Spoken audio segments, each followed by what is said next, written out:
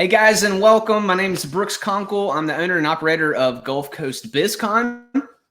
So today I'm really excited. We're going to have a cool conversation with Tarah Keech. But before we get there, I just want to quickly introduce you to the BizCon brand. If you're not familiar with us, you can visit us first of all at gulfcoastbizcon.com. So we're an educational company that encourages and educates entrepreneurs, small business owners, and side hustlers.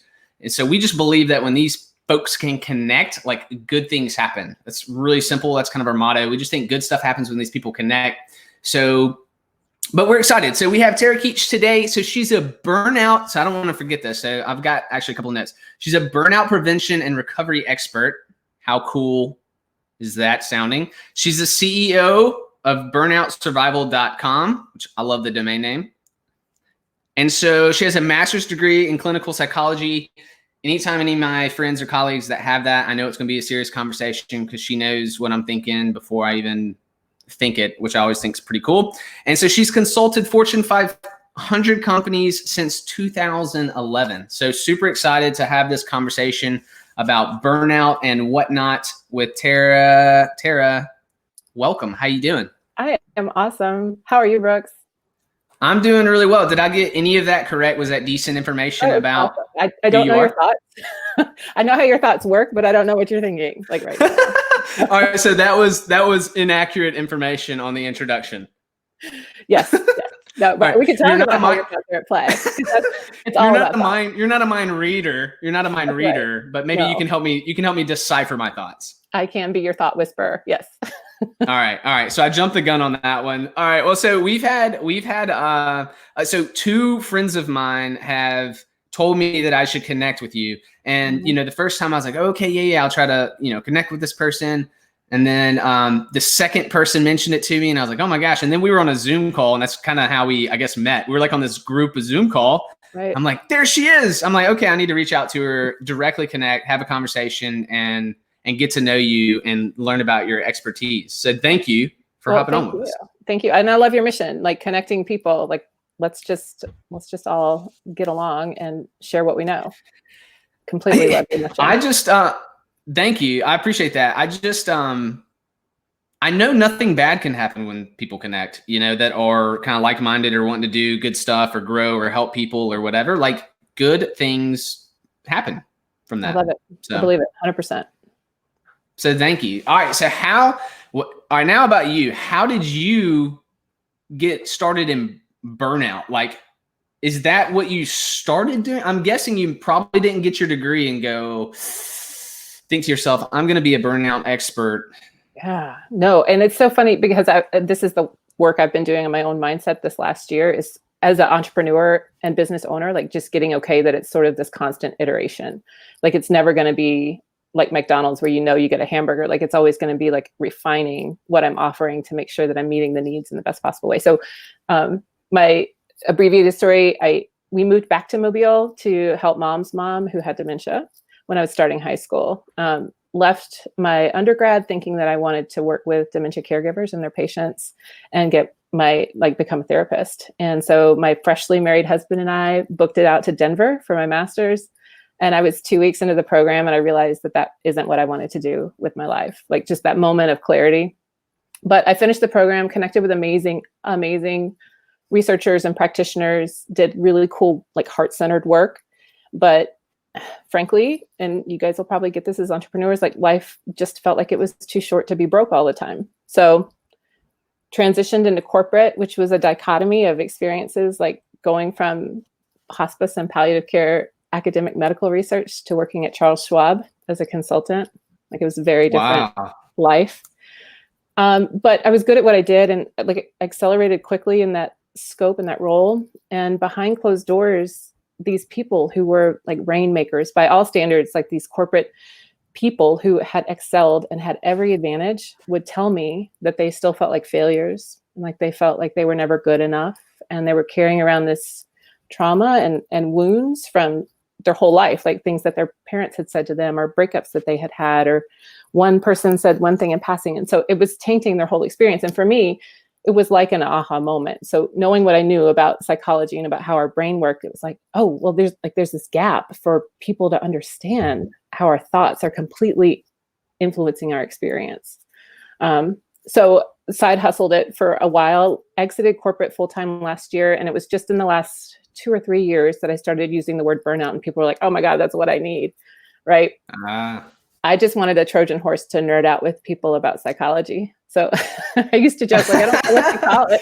Like, I just want to talk to people about how their brains work. So, but burnout is absolutely like a human experience. And it's been really, really rewarding to get to share what I know, to teach and coach.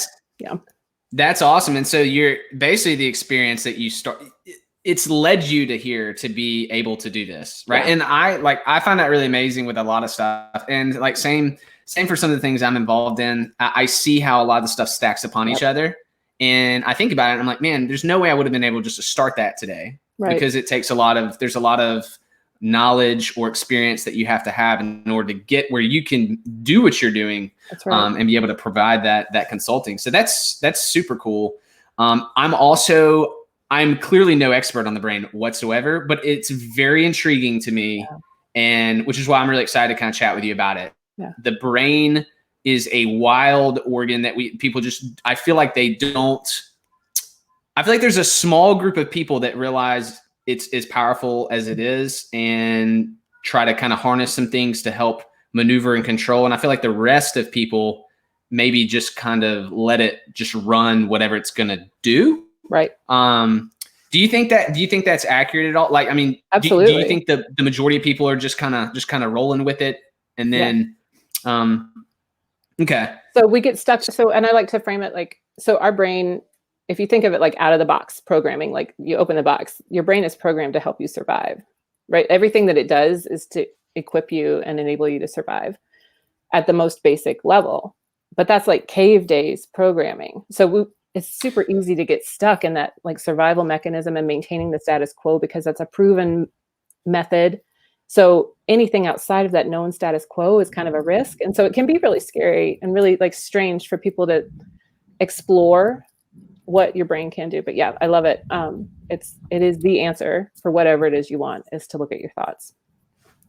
All right. And so it sounds like the word burnout kind of caught on to people. Like when you use that phrase, people are like, whoa, like, okay, I'm relating or whatever. So it sounds like you struck a nerve with that. So like, what in the world does that mean? Like when you say burnout, like what does that mean to you? Is there like a general definition for that, or is it different? Or yeah, I want to start by letting everybody who's listening know, like, burnout is a completely normal human experience, and it's part of your brain's like equipment, right? Like, okay, if you think about all the brain triggering thoughts, right, in response to circumstances, then we have these emotions because your thoughts happen. And I'm a visual person, so like imagining like a teleprompter shoots a thought across your brain, then your body fires up this like biochemical reaction that we feel as an emotion. Okay. So if you're feeling the feelings of burnout, like it's really just your brain saying like, hey, like there's potential here, or something's not working, or like something needs to shift. So it's normal, I think. And not like you guys might think I'm crazy, but I think burnout's like a really good sign, because it means that you're ready for a change. It's your brain saying like, okay, we're capable of doing something different here. So I use the definition that burnout is physical, mental, and emotional exhaustion, which are pretty, I think everybody can identify with those on some scale, but yeah. Yeah. So, okay, it's your brain telling you you're ready for, so it's almost like a warning sign or something is kind of what you're saying. So this may be kind of related to that. It's not off track, but I just want to bring this up from this guy named Goggins. I don't know if have you ever heard of this guy named Goggins? He wrote a book called Can't Hurt Me. He's like one of the only people that was ever like a Navy SEAL and Army Ranger and did all these like multiple trainings. He has this thing that he says, when your brain, when you feel like you can't do any more of something, like maybe it's a physical exercise or whatever, when you feel like you're done, he says that you're probably only about 40% done. Like you have a lot more left physically in your physical being, but your brain is telling you you're done. And so he like pushes through that in order to kind of, be one of these superhumans, I guess, that does some of this crazy stuff. So he's run like all these ultra marathons. He was like 300 pounds and running these things. It's crazy. His story is insane. His story's insane. But like, is that it all? Do you think whatever that is he's talking about, is that it all kind of related? Not related to burnout, but in how the brain works. Absolutely. And like some sort of signal. Okay. Yeah, I think that's a perfect example of. Oh, sorry. Go ahead. No, please. I think his story, Goggins, I'm going to have to look him up. I think that story is a perfect example of how the thought model that I teach from works. I have one of my mentors uses the phrase, discomfort is the currency to your success. So if you think about a result that you want, let's say that you want to run a marathon, like that's a result. That's something you can take action to create, right? So that's a result. Mm-hmm. If you are not willing to feel the emotional discomfort from the thoughts that come up in contrast to that, you'll never achieve that result, or you'll never be successful in that.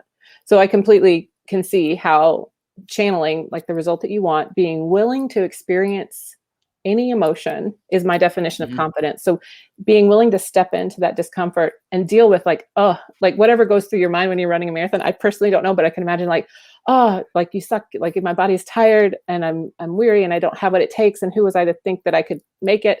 If you're willing to allow those thoughts to come up, feel those emotions, and take action that's in alignment with the result that you really do want, that's where the win is. And it's for anything in your life. It can be weight loss, it can be money goals, it can be career goals, it can be relationship stuff.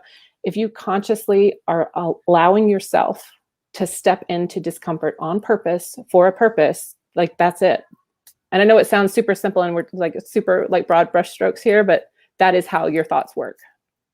But so that is what you just said. That's like one of those recurring themes that I feel like if you're really paying attention to what people are saying, like what you just said as a professional, what other people say, you see someone that's not a clinical psychologist or doesn't have that background, yet they've done some amazing stuff, and they say something in a different phrase, but it matches what you just said. Yeah.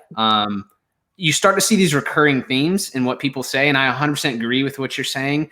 It doesn't, I wish there was a way to make it easier. I can help you with that. But there's not. I can help you. Can you? Yeah. Oh my God. You have a goal. Like, you want to do it now? We could draft a goal. What are you working on? Okay. Or one of your clients. It doesn't have to be super personal. No, sure. No, it's all good. It's all good. I have like a trillion goals and a trillion projects, but let's just throw something out. Let's say for Gulf Coast BizCon to create 100 interviews over the course of the next 50 weeks.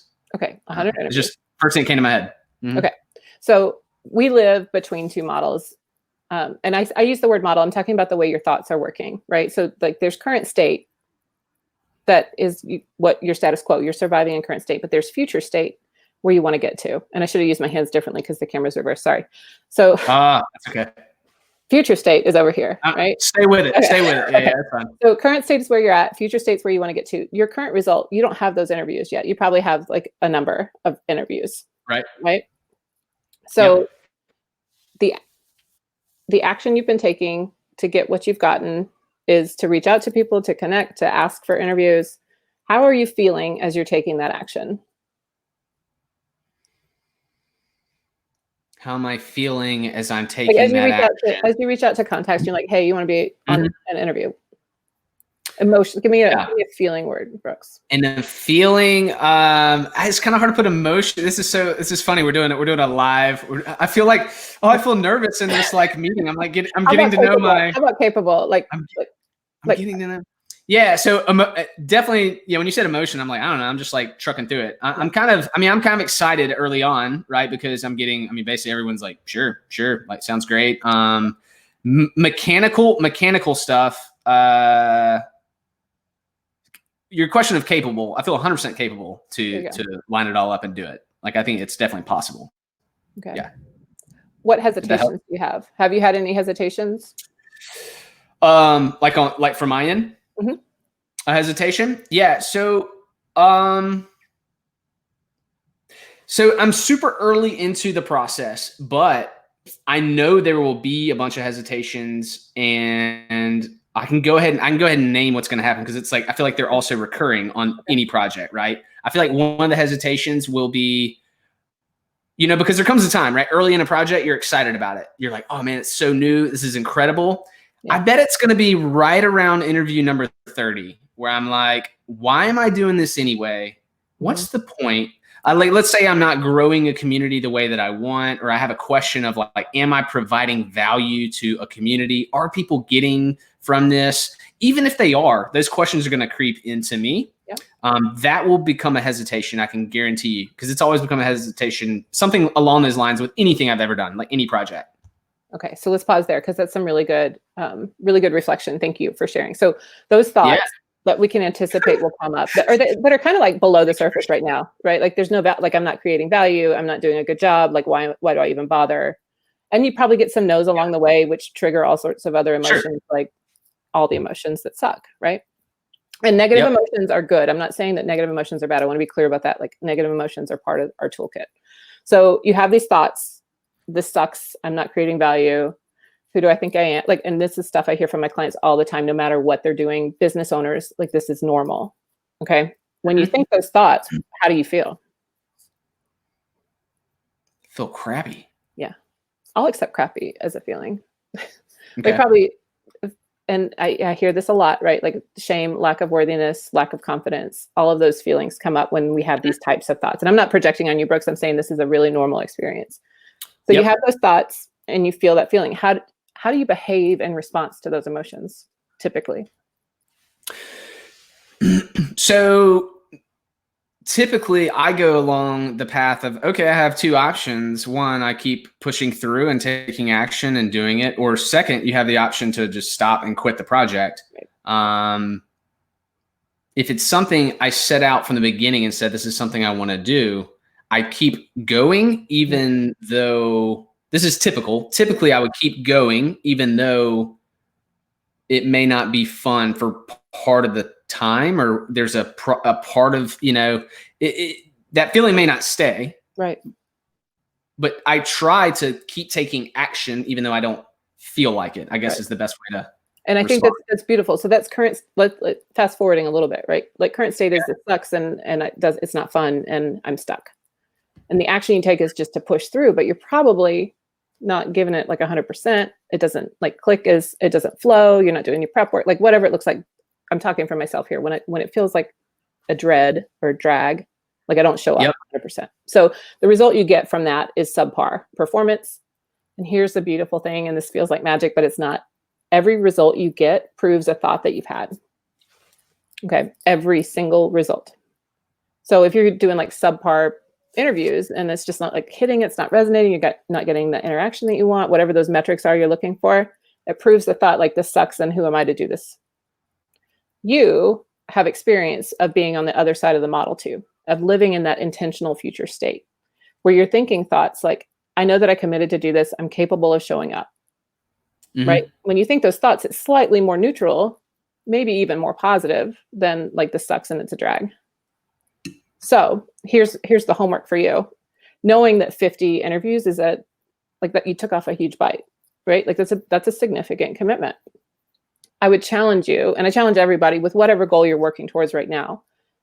And we talked about this briefly in that coffee chat, but the results you wanted originally that inspired it, that felt like those fireworks. I love to like imagine fireworks when like entrepreneurs have those creative moments, right? Because it's just glorious.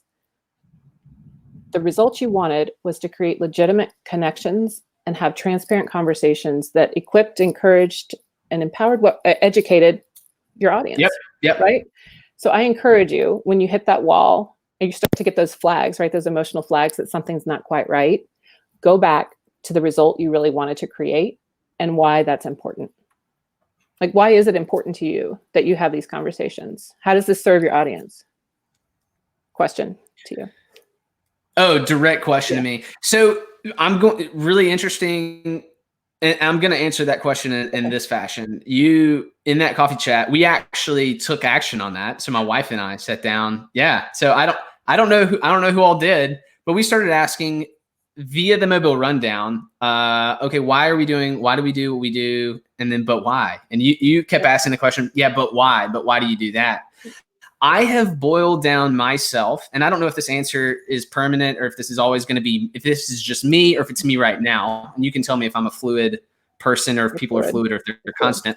But I I create for the sole benefit of creating, like putting stuff together. My ultimate why, like when I back it all down to why I'm doing something, it's almost like a why not statement. And because I can, and because I want to make something good.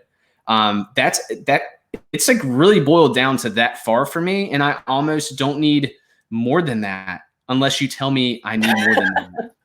No, I think that's beautiful. And everybody's is Okay. different. Everybody's is different.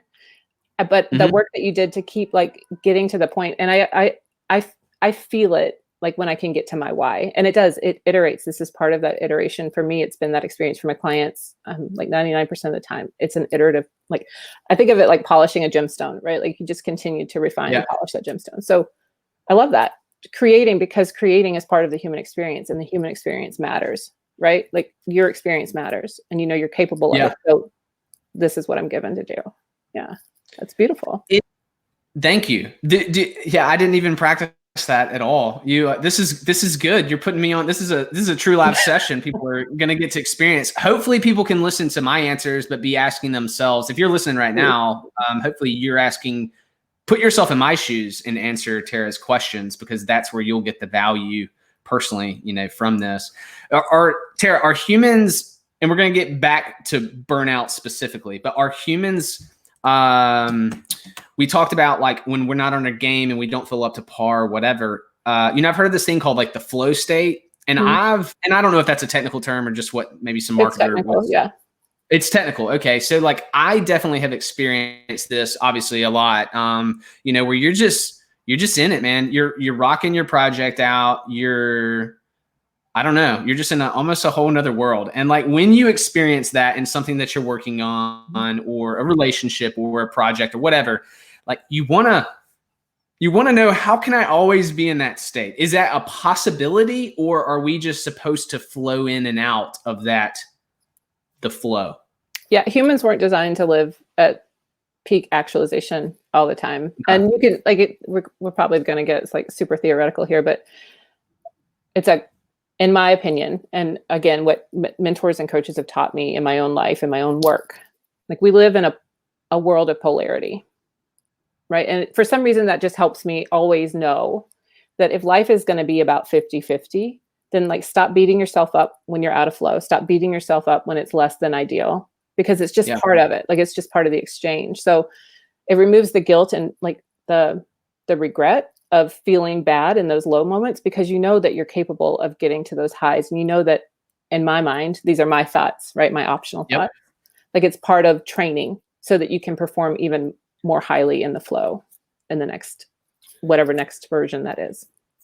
Got you. So if you're sitting down, those are my opinions. No, yeah, and that's good. That's good. So for example, if I'm sitting down and I'm just not feeling it that day, and I'm pushing, I can feel it, right? I'm pushing through something, I'm getting some tasks done, but I'm like, man, clearly I'm not as efficient as I normally am, or I'm not, I'm kind of working on some stuff. I'm taking the simpler task because I'm just not feeling up to this complicated project. You're saying that's okay, like give myself some grace and just kind of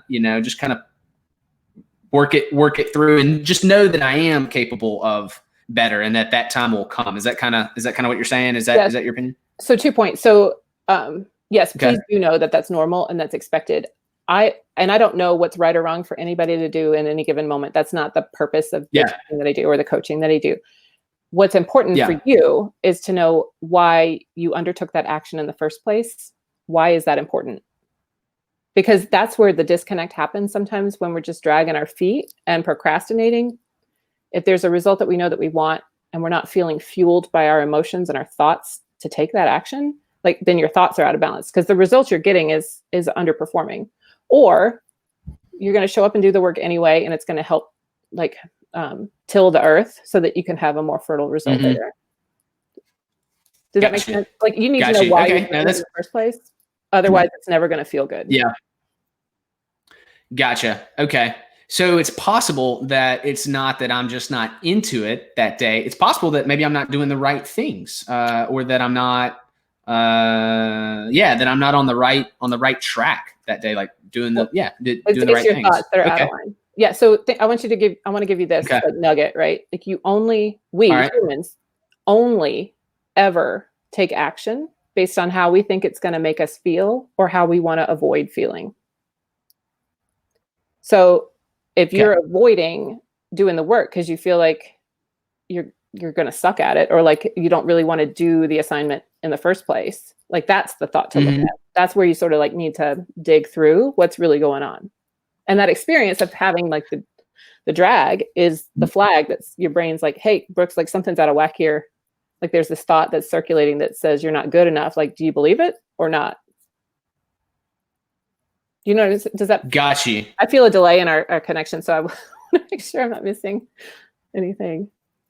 Yeah, a little bit, Sorry. but I think it'll. The weather's coming through here. Okay. Oh, you're getting the storms. Yeah, anyone listening, we're having storms, and the entire world is on the internet due to COVID-19. If you're here, yeah, we are recording this on April 23rd, 2020, in the midst of quarantine. That's right. We'll leave it at. Yeah, hopefully the connection will do fine for us. So let me. Is everything we just discussed? Is it directly related to burnout, and how can we bring it back to burnout and what you specifically do for people and for companies? Thanks, Brooks. So what we just went through is how thoughts work. So in every experience, in every relationship, in every role you have, your thoughts are what determines the entirety of your experience. So what I teach, and I call it the burnout proof system. I love serving, and I get lit up, like talk about flow state, right? Like I love working with mission-driven leaders who want to help themselves and their teams prevent and recover from burnout. Because I love mission-driven leaders. I love to get lit up by the big visions that they have. And I know that in order for them to make that vision real, they need to have super clean thinking, and they need to have teams that are engaged with their own clean thinking that are showing up 100%. So what we teach in the burnout proof system, I do intensive leadership coaching and training, and I support the team to understand that model so that they can apply it in their real lives too. So it's a twofold approach. Burnout is just one of the biggest flags that we all experience, and it's something that we can all sort of tangibly identify. So what they learn in this system absolutely applies to every other area of their life. Got you. So that's kind of like your mind and things that you're teaching obviously affect your entire life, which clearly affects your work life because you're spending so much time working, you're doing whatever. And that's like a company, offering, health benefits, or, hey, we'll pay for your gym because it's going to lower our health costs. I mean, it's like, you're not working out at work necessarily, but it's clearly that's a positive thing for you to do in order to, benefit your work experience. So that's cool. Do you work? Is it only companies that you can help, or do you do like one-on-one stuff or small groups? I don't know. Like, how does that? I do all of it. Okay. I really do love attacking the burnout that happens at the cultural level, because that's where like momentum can really catch. So small businesses, small groups, and small teams are my specialty. I do one-on-one coaching, but it's hard. It's hard to get booked in with that these days. Yeah, no, I totally get it. And I would think that your expertise, I mean, it would be better for you to do the groups or to create something that more people can benefit from, right? Like, and I know you have a system or whatever, so like more people can be affected. If you're doing one-on-one, you're only helping one person at a time, right? Well, and one of the biggest ahas for me early on is when I do public speak and have small breakout sessions afterwards. Often I just did a session in Montgomery, before COVID, whenever that was. I can't remember. Yeah. Like March or February. What year is it? I have no idea. Feels weird. But people come up to me after these small group, like it's a small group coaching where some people ask questions. They kind of sit in like a hot seat where we apply what we learn. Every time, Brooks, without fail, people come up to me almost like visibly shaken, and say like, I had no idea that I wasn't alone. So like to be able to instill that at the cultural level within a company, and to create that level of psychological safety where people can really come together, like that's just like that's my self-actualization, right? Like that's my flow when people feel that's your flow. Yeah. That's amazing. That's cool. So that's a part of your passion and your why, and how you get fed. That's really cool. We're all just humans. Like, let's be human together. That's it. I like your mission there. We're all just humans. Let's do it together, man. We're all in this, like, creating this giant human story together. So yeah, I'm with you. Like, why not partnering each other on it? What are you excited about? What's just something that I like you have been really enjoying this, like, COVID hibernation time. It's not hibernation, it's been super active, but creating or being given a pause to reflect at what it is that I really want to create, the result that I really want to focus in on, and simultaneously to be present with my family. So this is my own mindset work behind the scenes. And I know a lot of people can identify with feeling pulled between, like, work life and home life. Yeah. So my result that I'm polishing the stone on what I really want that to look like it's a life balance. I'm trying to work on, and I'm super excited about figuring out what that looks like for myself and for my family. Very cool. That's a neat answer. I guess we often hear that, work-life balance. You just said life balance. It's really interesting. Someone once told me that, hey, well, you have to balance it out. And I was like, no, it's less of a balance. It's more like a rhythm, like the rhythm of life, and just kind of figuring out that rhythm. And I remember when I heard that, I was like, yeah, that actually makes sense. Mm-hmm. Like, for me, for what I do, a lot of it all flows together. Like, my life and business all mold together. And so it's just kind of flowing it all into one. And so that's why for me, that rhythm of life really, really makes sense. Is there any kind of exercise? I know we went through a couple of exercises or whatever. Is there anything like that maybe I left out that I should have asked that could be like an exercise that someone could do that you're like, man, here's something you can do in 60 seconds, or I don't know. I shouldn't have made that up. Absolutely. So 2 things I want to share. Okay. So like one, and I'm going to say it because it's simple, but it's acknowledging that it's kind of hard sometimes. And you went through this yourself. Like, whenever you're feeling that overwhelmed, and you may even like have that teleprompter thought, like, I'm so overwhelmed, or God, this is so busy, or I just can't take it anymore. I want you in that moment, this exercise is to, like, pause, name the feeling that you're feeling. Where's my camera? Name the feeling that you're feeling. And then I want you to recognize where you're feeling it in your body. Okay. Super simple. I know. Naming the emotion sort of takes the power back into your own present state of mind.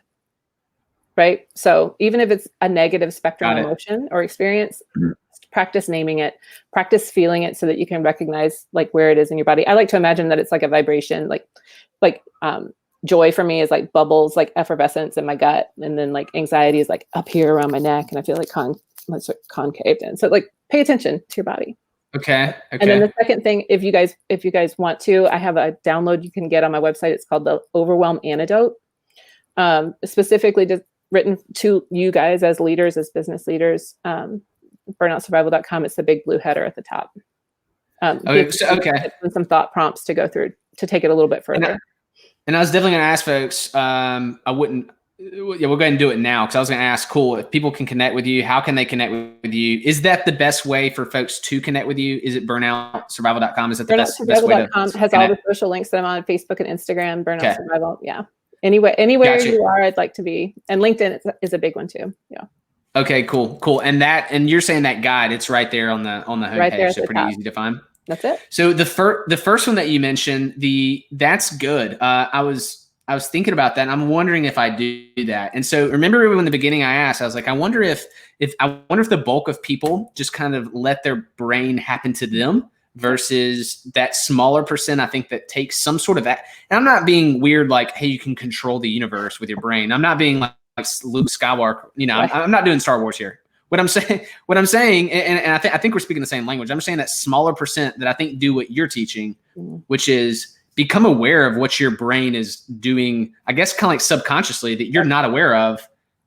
Become aware of it in the conscious physical, the realm that you're aware of. Is that correct, what I'm saying? Yeah. So I just learned this cool vocabulary word last year. I'm going to share it with you. So, and I have my master's degree, but so there's our conscious mind, right? Like the teleprompter mind. And then there's subconscious that's sort of like lingering in the back. It's part of that encyclopedia of information that's just sort of hanging out. Yep. There's this, we've heard of subliminal thoughts. there's this word Oh called gosh, liminal. are there more? There's more? Yeah, there's more, but Here it's we really go. fun. It's really fun. Okay. It's called liminal thoughts. It's the thoughts that are Liminal. becoming conscious. So, and that's the work that I teach, and that's the work that I do, because I'm not trying to judge up your past or hypnotize you. Like, I want you to work on the thoughts that are bringing emotions into your experience, like in this moment. But there's these thoughts that sort of like, if you give a pause, are ready to come up. You just sort of have to give them the breathing room to show up. And so naming your emotions takes the charge out of the moment and gives you control back over your experience and helps you recognize the thoughts that are sort of running, waiting to come up. Liminal. Love that word. Okay. So how do I recognize the liminal thoughts? These liminal thoughts? And this is where a lot of this stuff, if I give like a sound bite, it sounds like I'm sort of being Confucius, but it's these truths that people, like humans, know. And you follow enough people in this world. Like, a lot of what I say sounds like familiar and sort of thematic. You said earlier, right? This is just how that works. This is like, give yourself a beat, breathe into your body, feel your body, name your emotions. Takes that beat to let those thoughts come up. Like, why am I feeling this way? Like, what is the thought that just sped past that I wasn't even paying attention to? Got it. To me, that's amazing. So I had my own, like, I'm a person that had never experienced like anxiety or depression in my life. Right. So, like literally my entire life, like I would be like, I have no idea what you're talking about, until like a couple of years ago, I had my own bout of like extreme stuff happening to me. And I was like, what is going on in my world? And honestly, I, like, on a personal level, totally appreciate the experience, because I now can empathize. One, I can empathize with people. Two, I'm like, I get it. And it makes me more aware of what's going on inside of my brain. And so I think a lot of people probably out there, if they've never experienced it, they just can't empathize with some of those brain things. But I think the more that happens to you, or the more emotions or whatever stuff that you experience, really cool, which is probably what's made me more interested and excited in like learning how it works and what I can do and how can I hack it and how can I improve and all that. Right. So that's it. What did I not ask you that I should have? And then I'll let you go. Cause I think we're good, man. Like, you sure? How can I connect and follow you more? Like, I'm sure you give that information in your closer, but like, I love what BizCon is all about. This is really fun. No, yeah, heck yeah. Keep in touch. I'm glad we got to connect. It's really funny that it's sometimes hard to connect in real life. It's not hard, but I've realized how easy this is. Like, people that I've been trying to or need to connect with or want to, I'm like, hey, you want to just do this? Because one, you have value to add to the world, and two, it'd be a great way to connect and get to meet other like business owners and entrepreneurs that are doing really cool stuff. So I appreciate your time. Listen, Brooks, I'm so glad to know you. Like, thank you for the work you're doing in the world and the way you're showing up. I appreciate you. Same to you. So burnoutsurvival.com. I know we already went over that, but I'll, just say that again at the very end. And Tarah, thank you so much. And we'll talk more soon. Okay.